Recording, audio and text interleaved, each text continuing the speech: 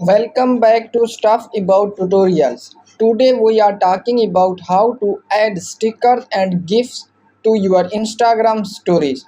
Why would you want to know how to add stickers and GIFs to your Instagram stories?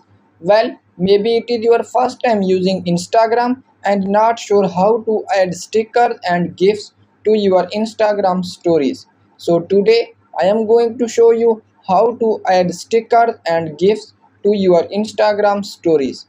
Check video description and I will try to leave the written instructions.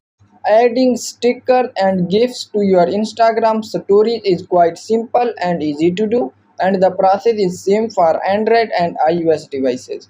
Let me show how you will add stickers and GIFs to your Instagram stories. First of all, open Instagram app in your device, and now here is my Instagram home screen, and then first click on your story in the left top of this page, and now first select any picture in your gallery, and then in this page click on sticker icon in the top of this page.